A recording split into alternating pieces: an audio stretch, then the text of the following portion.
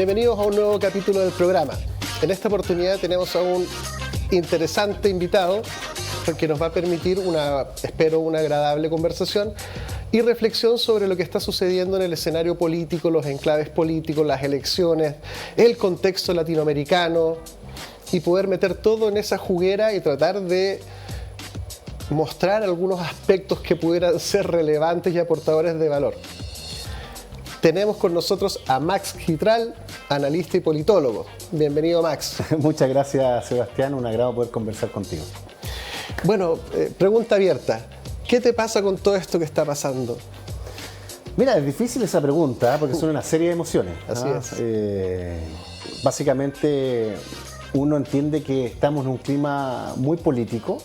La politización que hace años atrás provocaba cierta indiferencia, ¿cierto? La política provocaba mucha indiferencia.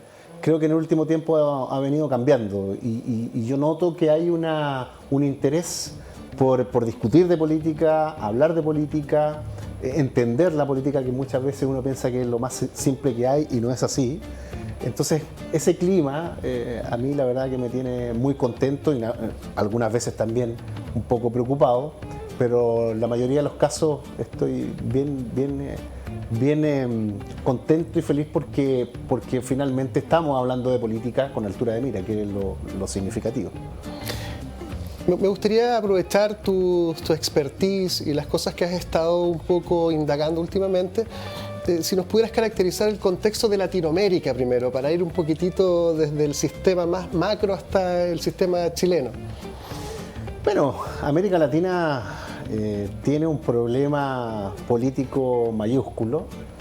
Creo que las carencias, las desigualdades no han logrado ser resueltas por ausencia de política.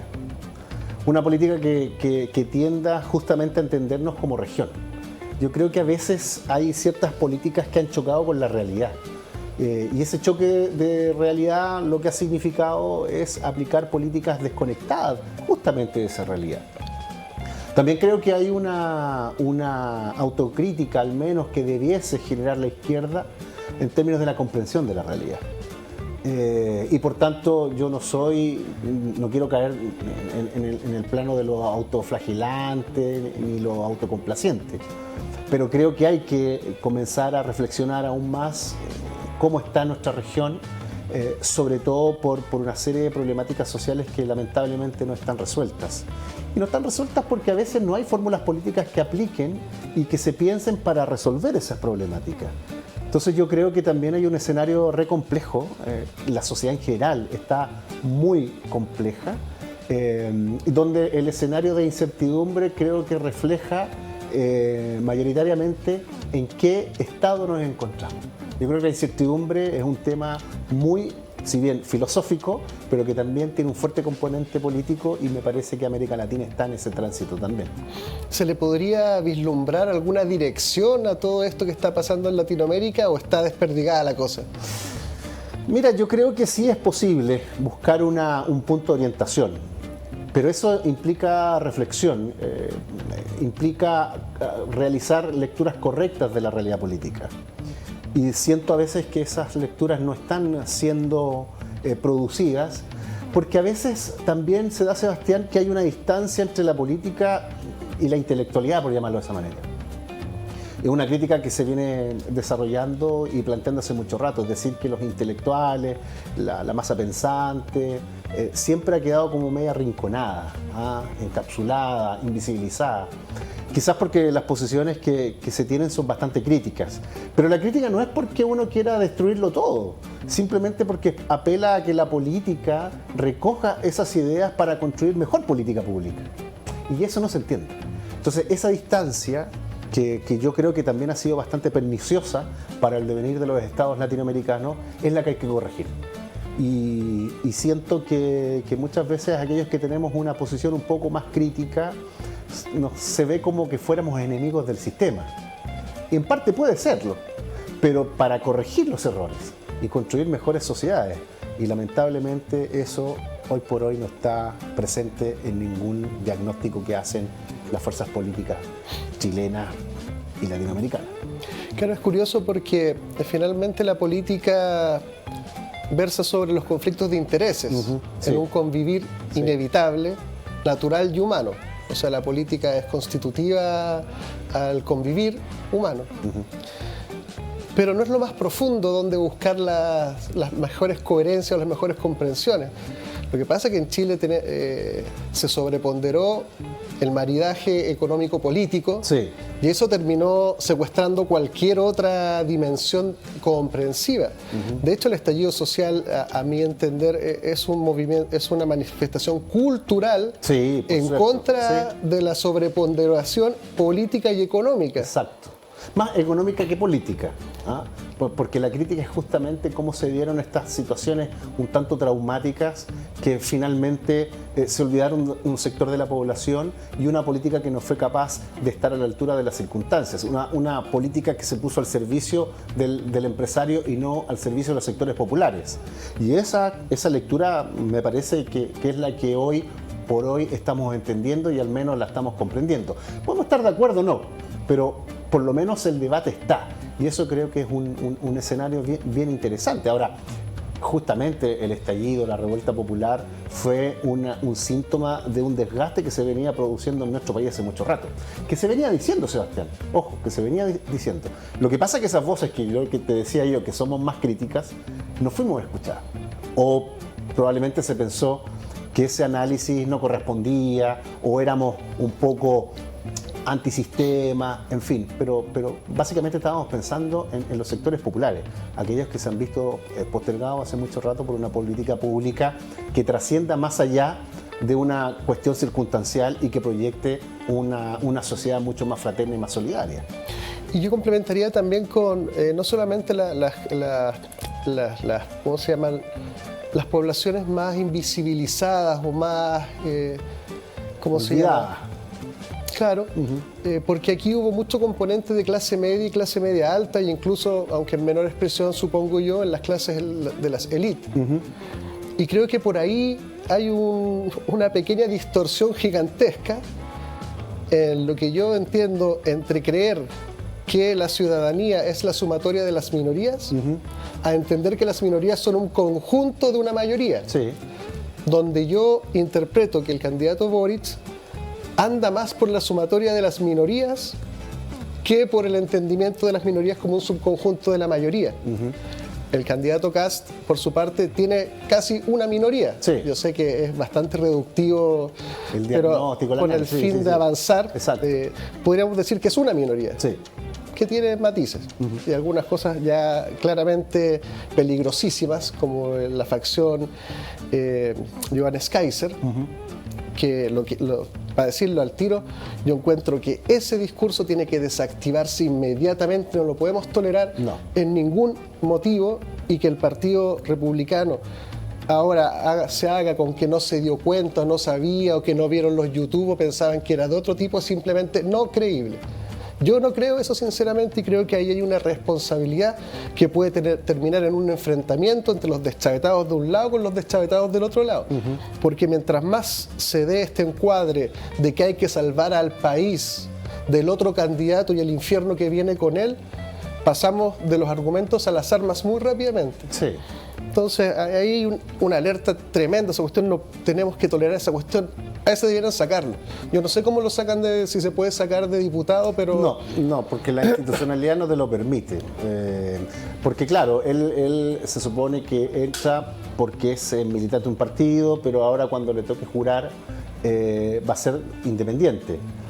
Pero no creo que no vaya a aparecer en el día que le toque juramentar como diputado. También tú hablabas un poco de los intereses y los cálculos que puede haber en esa dirección, pero coincido plenamente con ese discurso bien recalcitrante que estamos viendo y analizando. Yo creo que le hace muy mal a la democracia.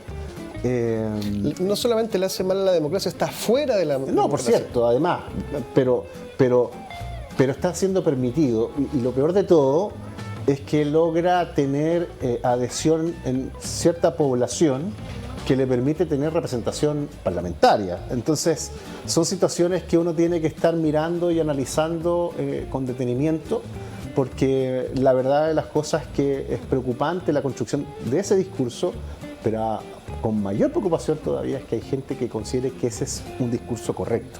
Y que un partido político lo vacune. Exacto.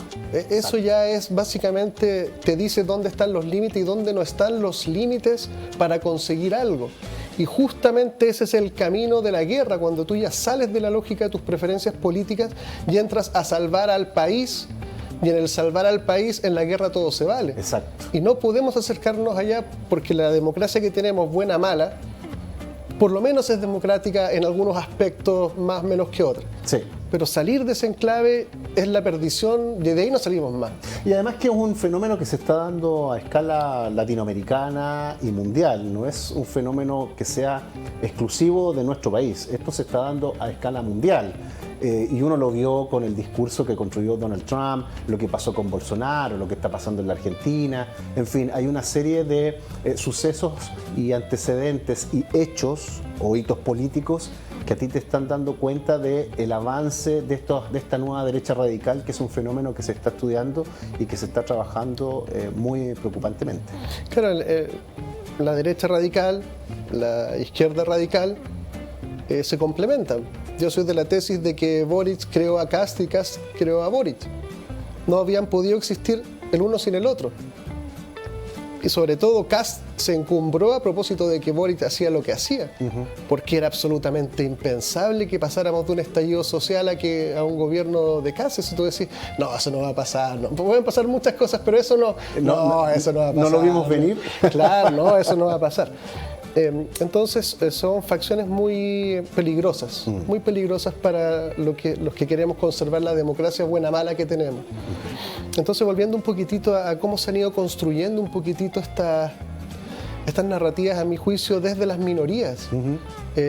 Yo siempre hablo del padrón total para resaltar el tema de que Kast sacó aproximadamente el 14% del padrón electoral, y Boric algo así como el 13 o el 12 por ahí andan.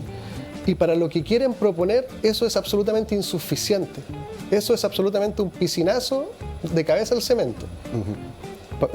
Con ese apoyo, Kast parar una dinámica cultural no lo va a lograr jamás. Exacto. Y si saca las armas, va a desfondarse, pero en 5 segundos. O sea, la represión no es el camino. No, absolutamente. Y para todo lo que plantea Boric y para aguantar todo lo que eso va a costar, no podéis tener un 13% de adhesión. O sea, eso es inmediatamente va mal, los dos van mal, péguense una reflexionada, distingan las minorías de las mayorías y por ahí empecemos a meterle un poco de templanza al discurso minoritario que ha terminado siendo a vociferaciones pasado como si fuera la mayoría. Sí, el tema de la abstención es un tema que hay que comprender y analizar también.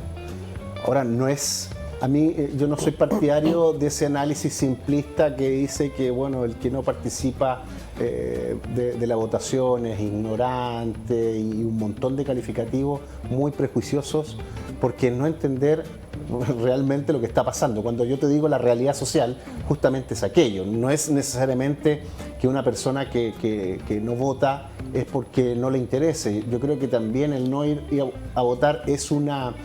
¿cómo llamarlo? Es una forma de expresión política. Yo creo que sí hay algo ahí. Hay que entender las razones. Justamente los candidatos tienen que ser lo suficientemente motivantes para la participación. Y ahí es muy interesante lo que tú señalas, Sebastián, porque finalmente podemos encontrarnos con presidentes legítimos, pero no representativos. Y eso es pernicioso para la democracia, porque finalmente son candidaturas o son presidentes que pueden tener una base de apoyo muy inestable. Y por tanto eso puede ir generando mayor incertidumbre para el futuro. Que es bueno tocar ese punto de la abstención, porque me parece que muchas veces se nos olvida que finalmente los presidentes que están siendo electos tienen una minoría de representación. Y por algo aparecen estas movilizaciones sociales. Es decir, que si tú tienes un presidente que realmente tiene una llegada con un amplio sector de la población, puede gobernar tranquilamente. Pero cuando eso no se da, las situaciones de inestabilidad son más recurrentes de lo que uno pueda pensar, porque no se sostiene, porque quien está detrás y el que está al frente del candidato no lo considera y por tanto no lo representa. Y en esa no representación, las posibilidades de movilización evidentemente que aumentan. Es muy interesante el fenómeno de la abstención, sí, porque finalmente uno puede, a una misma conducta, que no es votar, uno puede encontrar distintos motivadores para la conducta. Yo no me extrañaría si una de las conductas para no votar es rechazar este enclave político como dos malas alternativas o a lo menos inadecuadas. Exactamente, sí. Entonces, yo tengo como conflicto de decir, bueno, este llamado a votar en contra del otro, que después termina inflando mi propia adhesión y me llena de energía porque ahora saqué el doble o el triple.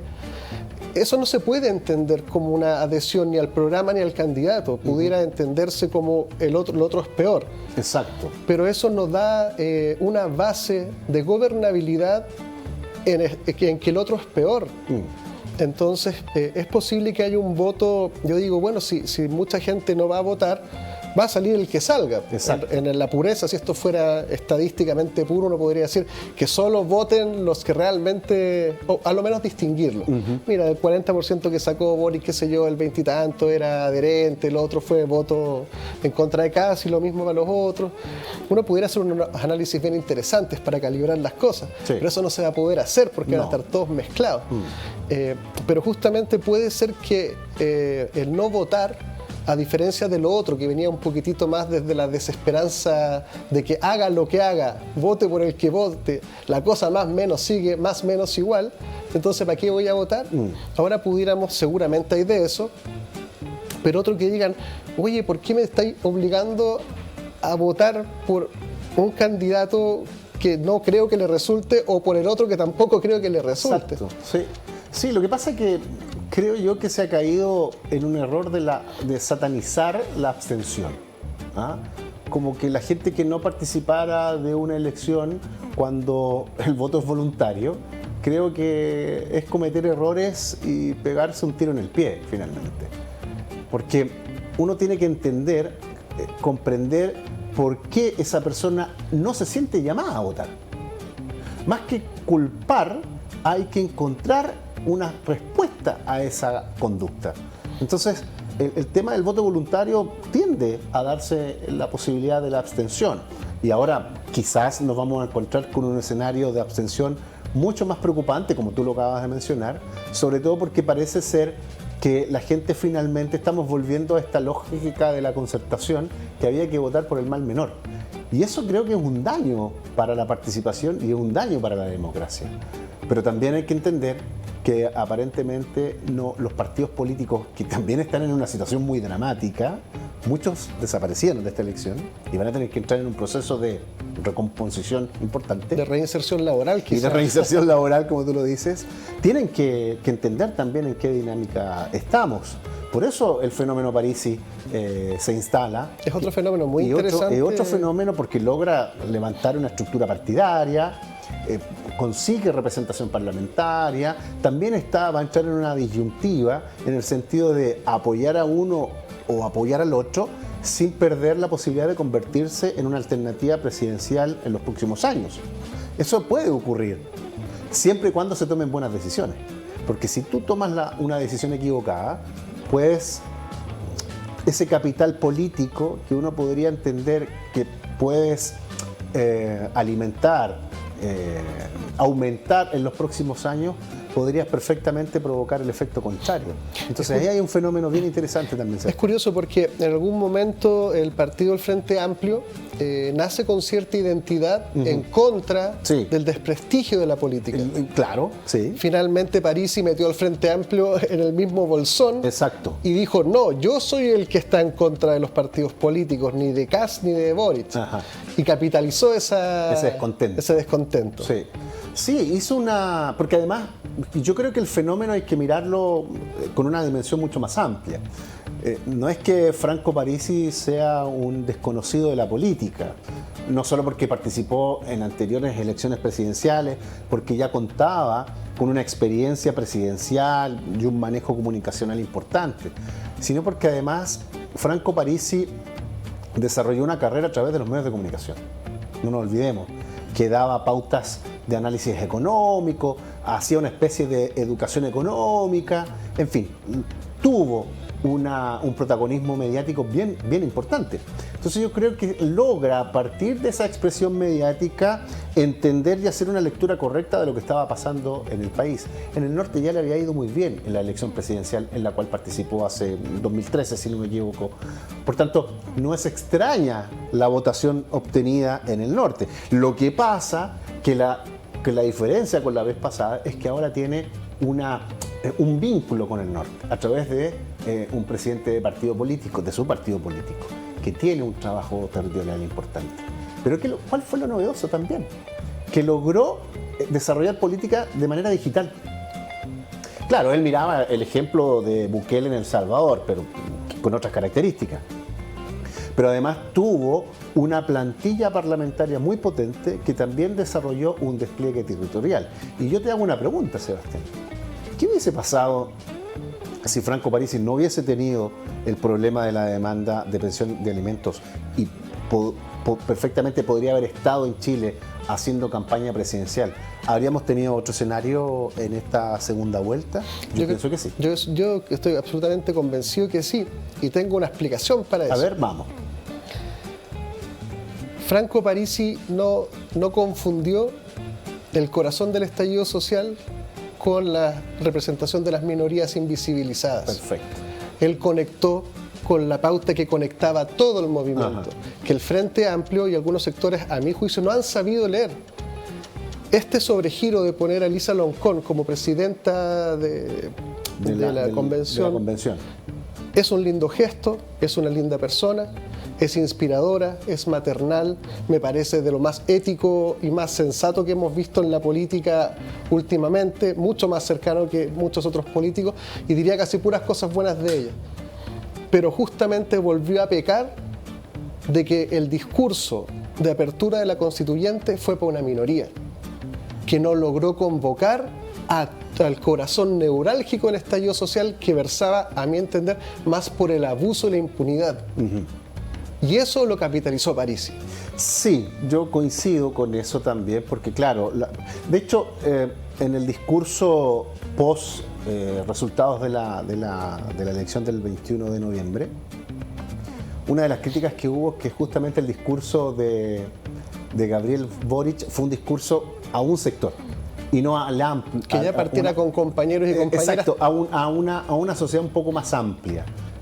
Mucho más pluralista. Yo creo que ahí también hay cuestiones discursivas que se han ido cambiando con el paso de los días. Pero creo que Parisi, y ahí concuerdo contigo, que esa lectura de la realidad que estaba teniendo nuestro país la hizo de buena manera.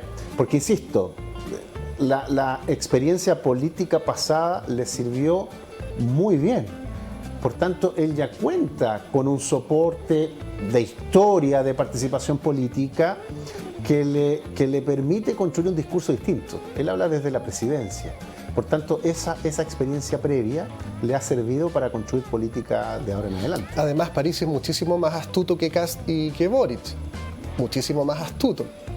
Y además tiene un perfil de oportunista, sin ser peyorativo. No, claro. Pero él supo ver la oportunidad donde estaba, la vio clara y dijo, y aquí voy. En términos de la ventana de oportunidades que se dice, claro, yo creo que hace mucho rato que él la venía sosteniendo.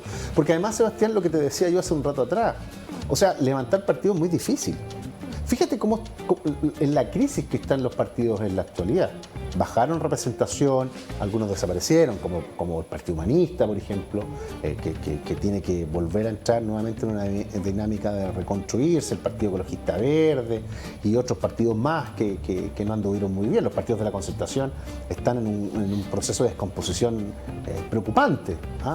Y se sostienen porque lograron representación parlamentaria, sino en algunos casos, como el Partido Radical, habrían dejado de existir. Entonces también ahí no es leer correctamente el país. Como que siento que se quedaron un poco pegados en las mismas dinámicas y no avanzaron en el entendimiento de lo que estaba ocurriendo en nuestro país. Por eso te decía hace un rato que la desconexión no es solo con la ciudadanía, sino que también con los sectores un poco más ilustrados que al menos podemos entregar algún aporte en términos de la crítica. Se leían solamente unas columnas y otras se dejaban en el olvido. Y se produjo, y ellos produjeron, una lectura social de clase que lamentablemente hoy nos tiene en la dinámica que estamos. ¿Qué es lo que tú decías de la comprensión de la realidad? Exacto.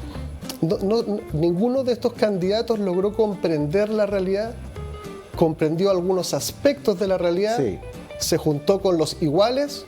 Exacto. Y empezó a hiperventilarse entre ellos mismos. Exacto, justamente. Y eso yo creo que en la intención o de no votar, yo creo que hay mucho de eso, de que hay mucha gente que encuentra dos malas alternativas inadecuadas que están aumentando el nivel de riesgo irresponsablemente y con poco sentido cotidiano de la realidad. Es que no es entender la diversidad de este país, Sebastián. Si ese es el asunto.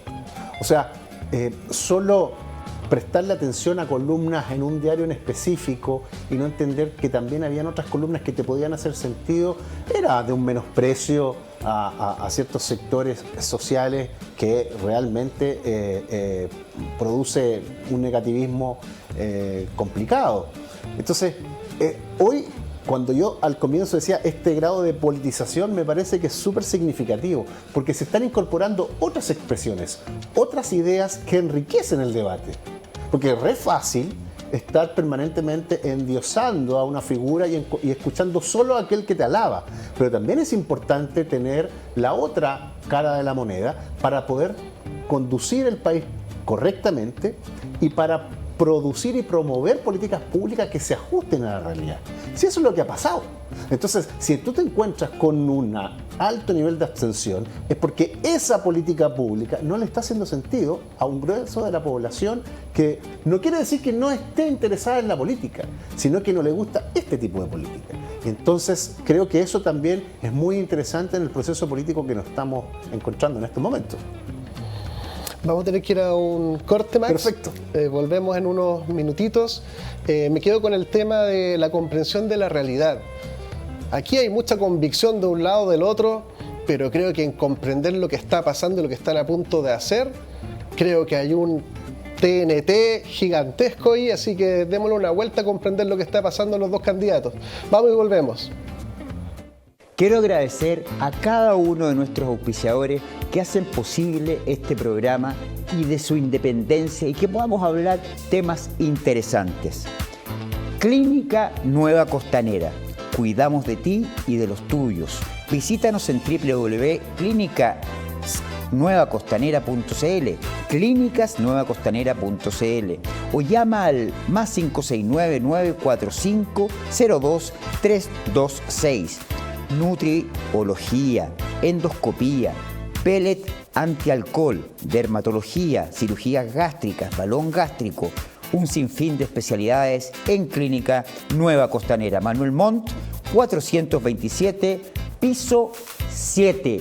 Ahí lo esperan y muchas gracias Clínicas Nueva Costanera por estar aquí con nosotros, ayudando a un periodismo independiente.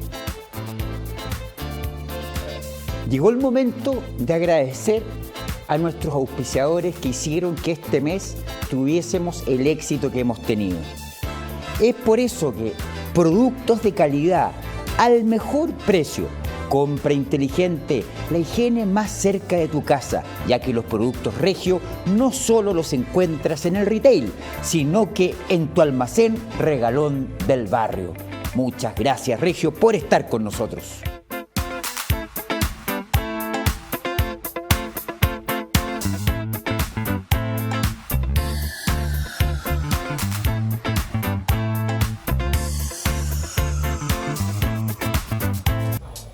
Bienvenidos a la segunda tanda del capítulo de hoy con Max. ¿Qué es esto de politólogo? Para que quizá alguna gente entre por ahí y decir, sí, ¿qué es la politología? Sí, bueno, lo que pasa es que yo hice mi doctorado en ciencia política en Buenos Aires. Entonces la figura del politólogo está muy instalada. Acá más bien se habla de cientistas políticos, son conceptos muy distintos. Pero es reivindicar la ciencia política, una ciencia política más bien latinoamericana, una ciencia política muy cercana a la realidad social, involucrando aspectos culturales, más allá de hacer análisis de los sistemas o los regímenes políticos, los análisis electorales. A mí me gusta aplicarle una visión cultural latinoamericana a la ciencia política, y aquel que hace ese tipo de diagnóstico, análisis, es el politólogo. Entonces, si esto sirve también para que chicos y chicas que están pensando en estudiar ciencia política que se animen, creo que es un lindo camino.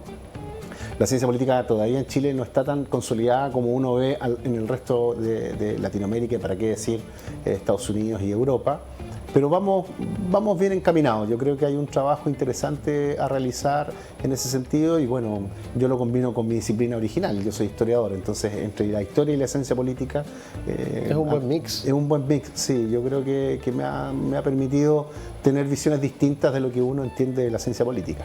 Oye, Max, tú mencionaste la cultura. Sí, me encanta.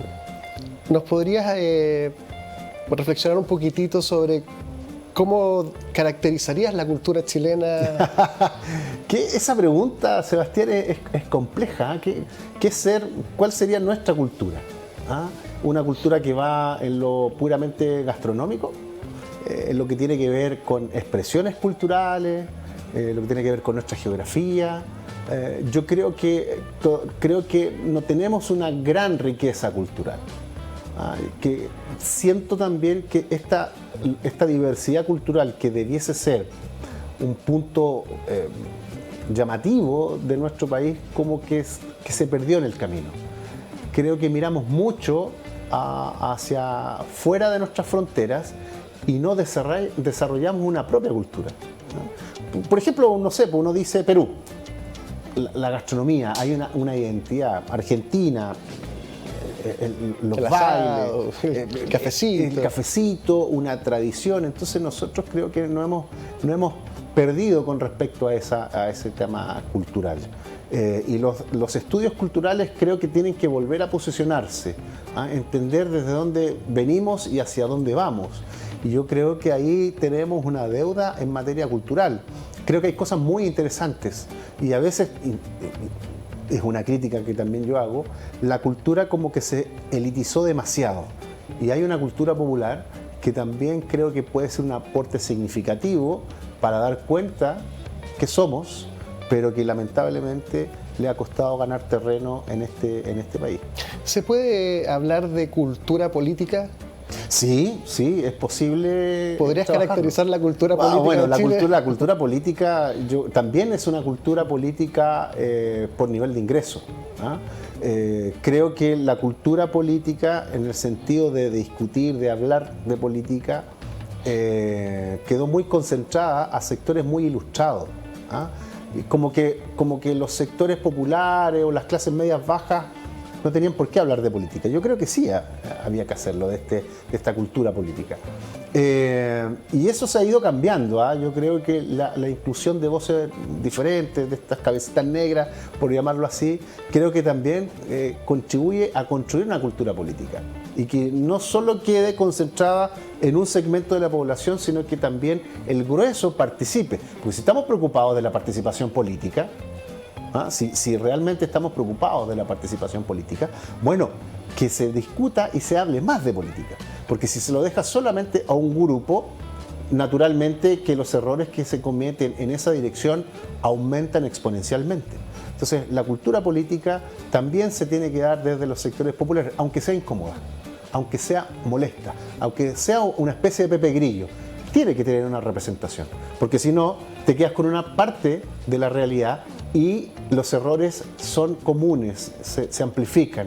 Entonces creo que ahí también hay diversos estudios sobre cultura política, pero me parece que también tiene que bajar un poco esa cultura política. Es decir, que la podemos construir desde abajo y no solamente desde arriba. Podríamos hipotetizar que esta alta abstención, a mi juicio, de la última elección, uno pudiera quizá verle como el otro lado. Exacto, y decir, sí. eso fue una madurez política.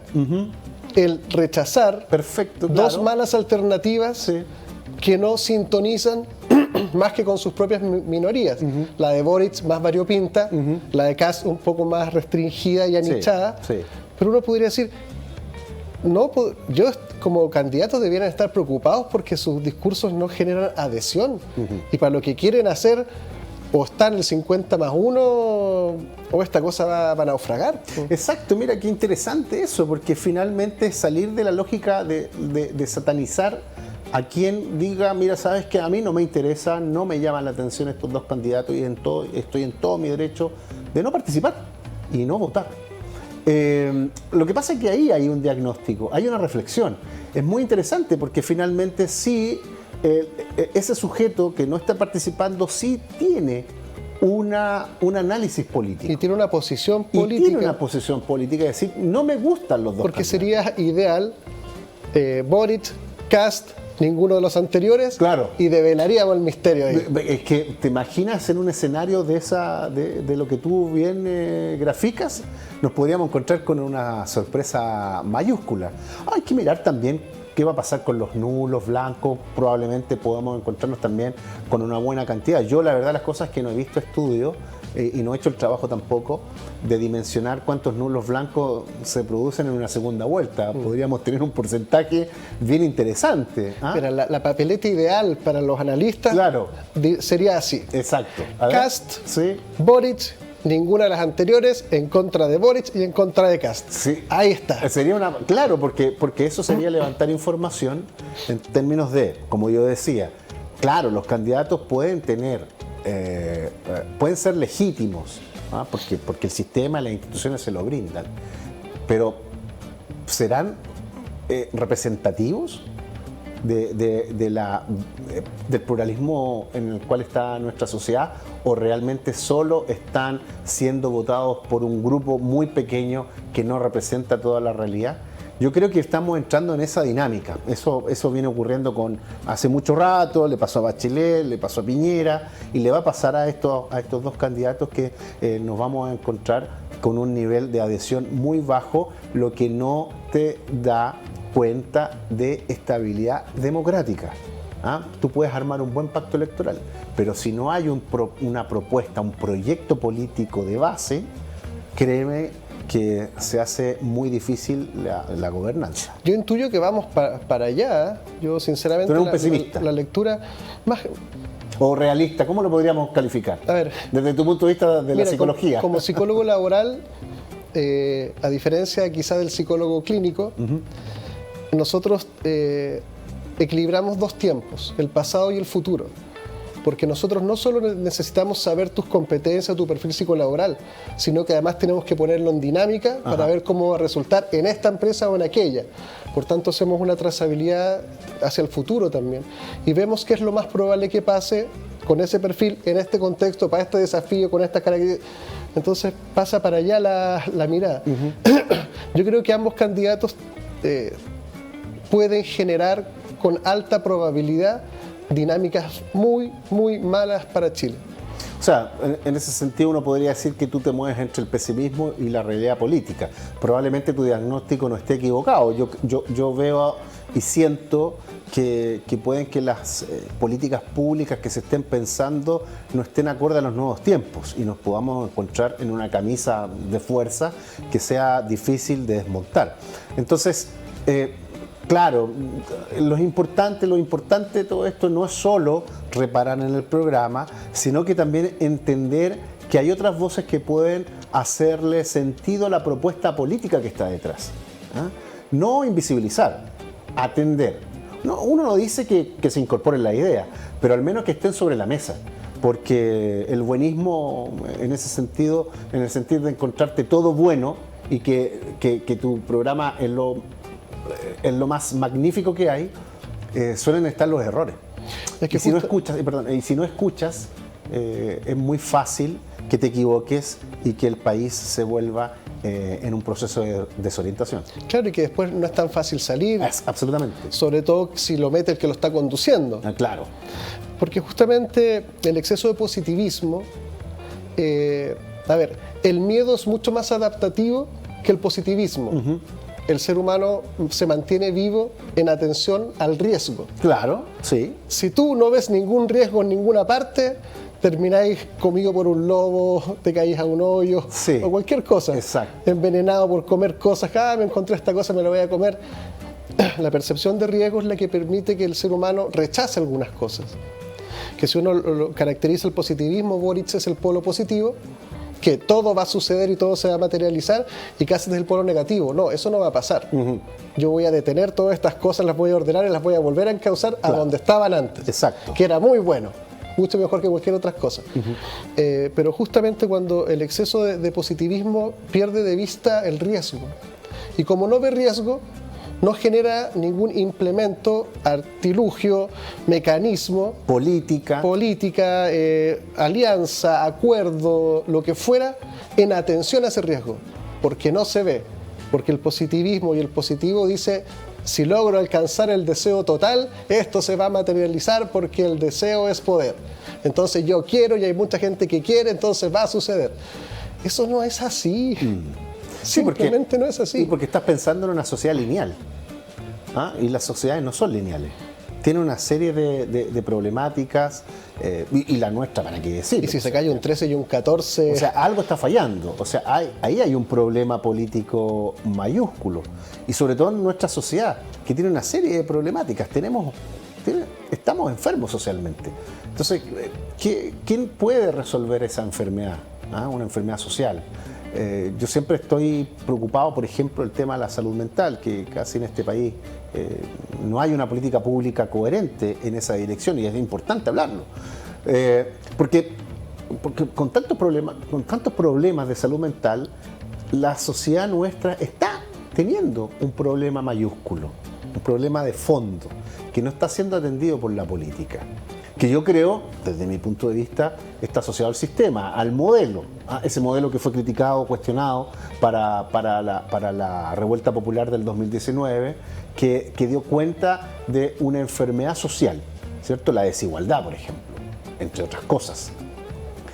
Pero no veo una política que vaya en esa dirección, porque uno habla más bien de crecimiento. Yo escucho crecimiento. ¿Y qué pasa si Chile no crece? Las expectativas que se están generando en un programa, en uno u otro programa, no se pueden cumplir. ¿Qué pasa cuando las expectativas finalmente no logran satisfacer a la población? Viene la frustración y se manifiesta en rabia. Exacto. Entonces, eso también es sumamente importante de poner sobre la mesa. Y a veces creo yo que estamos pensando en lo puramente electoral y no en la construcción de un proyecto que acoja y atienda justamente esa Yo creo que es el punto neurálgico, es el desacople entre eso con las dos alternativas que se nos están planteando. Es como que tenía una sopa y te ofrezco un cuchillo y un tenedor. Y tú decís, viejo... ¿Con qué? ¿De qué manera lo abordo? No, yo estoy de acuerdo. La verdad que a veces uno no encuentra que algunas decisiones, algunas expresiones políticas no están acordes a nuestra realidad. Porque probablemente falta calle, falta territorio. Como yo decía también, y muchos decían, había que bajarse del árbol. Es que es curioso esto de la falta de calle, porque los candidatos caminan mucho porque van al territorio a ver al pueblo. Parisi no recorrió el territorio ni caminó nada y se lo encontró todo de cara. Sí. Pero a los candidatos yo creo que les falta calle, no en ese sentido. Les falta calle en que ellos hayan tenido que vivir experiencias similares a las que... Porque Concuerdo. Como dueño de casa, tú hacías esta lectura y tú decís, cabros, las vacaciones van a ser aquí como más o menos por el barrio, este año está un poco difícil, vamos a ahorrar un poquito de plata en vez de gastarla, porque mira, todo indica que puede ser un año difícil, entonces mira, vámonos tranqui, nos vamos a quedar más o menos por aquí, no vamos a hacer nada extraordinario, porque la verdad que capiemos esta cosa. Eso es lo que yo asumiría como un discurso mucho más adecuado a la realidad que algunos delirios que andan por estos lados que no son creíbles.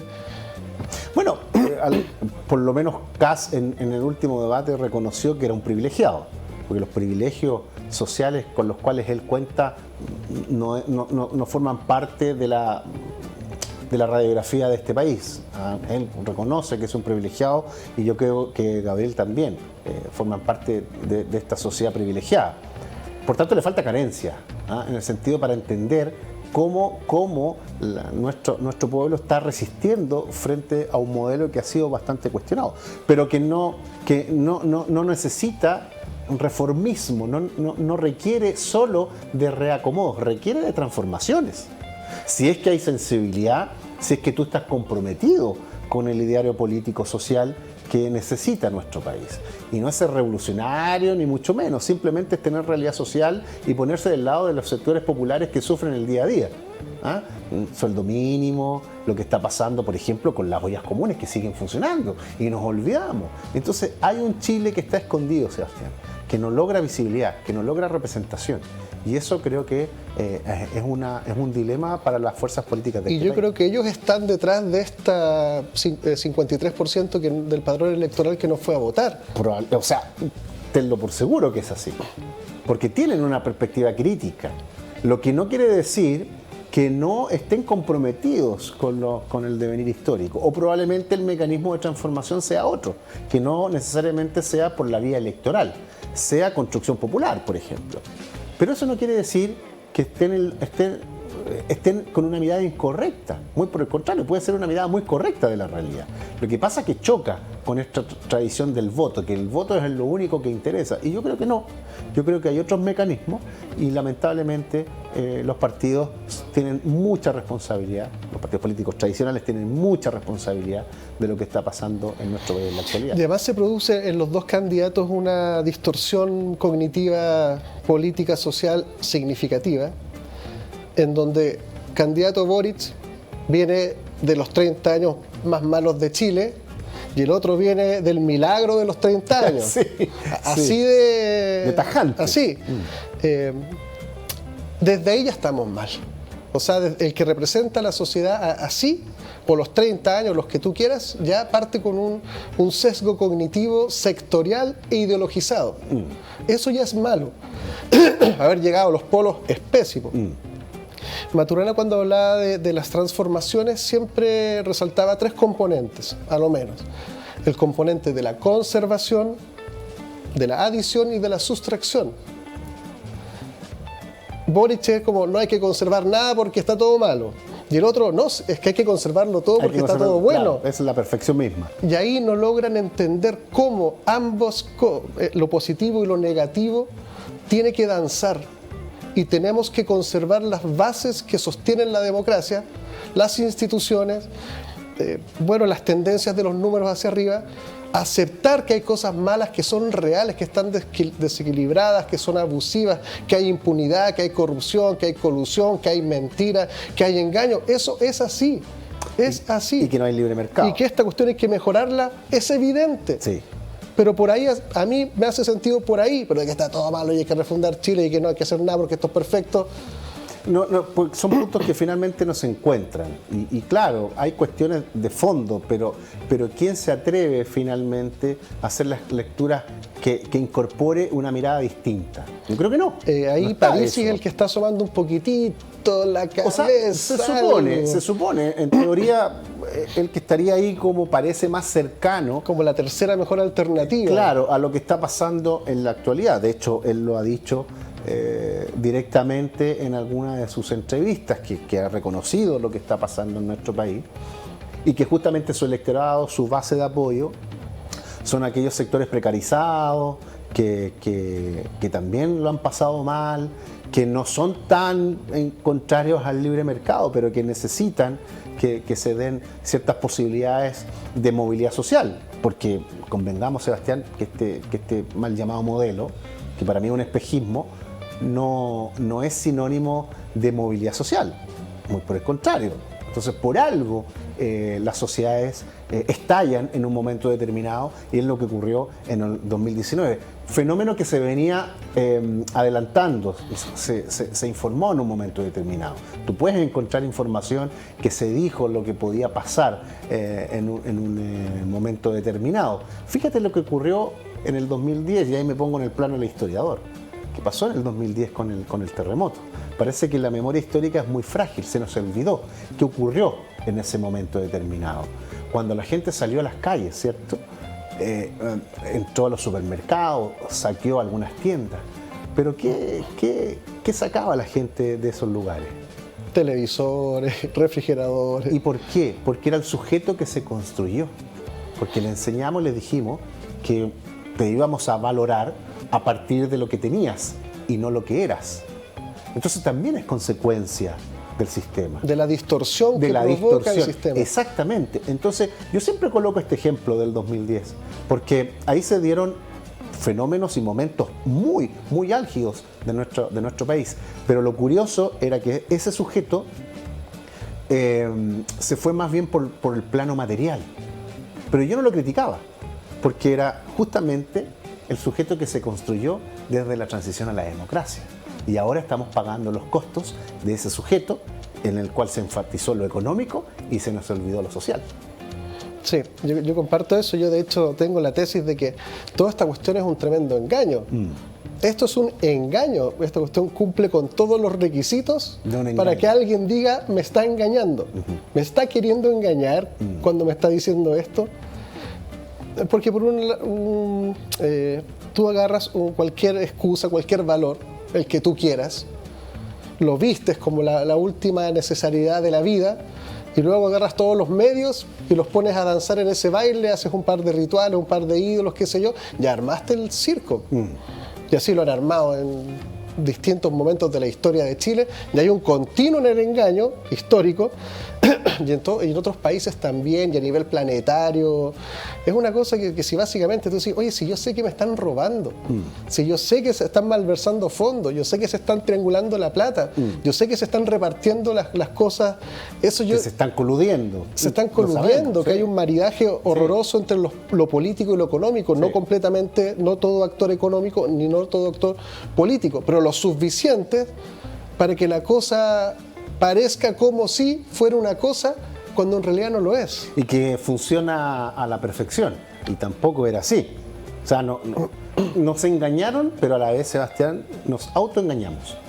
Porque nos convencimos que ese era el camino, esa era la imagen, el modelo a seguir. Pero ese modelo se comenzó a fracturar. Ya venían síntomas de fractura, pero que nadie quiso escuchar, nadie quiso mirar. Por algo, la frase cliché, clásica ya a esta altura del momento, que los políticos decían, no lo vimos venir. Pero, viejo, sí se venía diciendo hace mucho rato. Pero claro, lo que he insistido majaderamente en esta conversación, finalmente esas voces críticas siempre quedaron arrinconadas.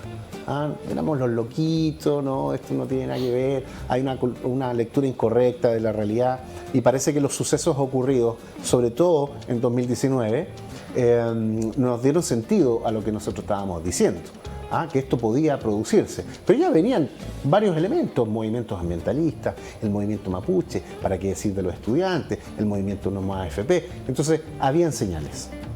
Había que tomar la decisión de, con altura de miras de un buen estadista, de decir, ok, voy a recoger estos puntos porque me parecen centrales para el devenir histórico de nuestro país. Pero no quedó en nada, como siempre. Justamente faltó lo político, nuevamente secuestró lo cultural. Sí. Y antagonizó con lo económico, y ahí volvimos a lo mismo. Volvimos a lo mismo. Y quedamos atrapados. Cuando uno iba a las manifestaciones, había una cosa que retumbaba con especial fuerza, que era, ahora que nos hemos encontrado, no nos soltemos las manos. Sí, me recuerda esa frase. Eso fue roto por las minorías, porque finalmente las minorías se soltaron de la cadena de donde estábamos todos tomados de las manos. Esa cadena se rompió en un eslabón y cobró vida política una minoría y se fue para un lado. De esta cuestión tenemos que ir todos. Y cuando un candidato saca un 14 y el otro un 13 del padrón total, ahí no vamos todos. No, porque uno tiende a la confusión, en el sentido de que, ¿qué es más importante? ¿La alianza electoral o el proyecto a largo plazo? Yo siempre me lo juego por lo segundo, porque la alianza electoral, si no está bien sustentada, se rompe fácilmente. Entonces, eso es lo que ha ido ocurriendo en nuestro país. Estas alianzas electorales y que cada cierto tiempo empiezan los tira y afloja, las desavenencias, las miradas contrarias a la realidad social, en fin. Pero lo importante es el proyecto, lo que tú puedes construir como sociedad. Una sociedad diversa, que le dé certeza, porque estamos con una sociedad rodeada y mediatizada por la incertidumbre. Yo creo que la incertidumbre hoy es una cuestión clave, central en las sociedades, pero el proyecto te inhibe esa incertidumbre. Y cuando no hay un proyecto que sustente una vía política o sustente tu política pública, las situaciones se comienzan a desdibujar rápidamente. Yo creo que Chile está en ese dilema en este momento. Y las dos fuerzas, las dos candidaturas están en ese dilema. El punto es que hay que atreverse a construir un proyecto. Comparto plenamente contigo porque las lógicas electorales están sembrando un campo minado que después no va a poder gobernar nadie. Exacto. Porque va a ir tan amarrado Sí. que si... Yo siempre digo, uno necesita más inteligencia adaptativa, no de inteligencia ideológica. La inteligencia ideológica avanza en la pregunta ¿qué tan coherente es esto con mi fundamento ideológico? La inteligencia adaptativa es en atención a lo que está pasando, qué es lo más adecuado. Y esa confusión entre las dos cosas tiene la cosa completamente distorsionada. Absolutamente. Ahora, ¿quién va a entrar en ese desafío de la construcción de un proyecto a largo plazo? Ahí está la gran pregunta. Nos tenemos que quedar con esa gran pregunta. Quizás te podamos invitar otro día y Perfecto. vamos la dejamos ahí pendiente. La voy a dejar ahí. Ve al próximo capítulo y la responderemos. Y la responderemos. Muchísimas gracias, Max. Muy interesante la conversación, tu mirada muy comprensiva. Me quedé con la comprensión de la realidad, que creo que es donde hay que cambiar o complementar las convicciones con las comprensiones para que esto adquiera más cuerpo. Muchísimas gracias, Max, por visitarnos en el programa. No, Sebastián, muchas gracias, muchas gracias. Muchas gracias a todos y nos vemos en el próximo capítulo. Buena la conversación.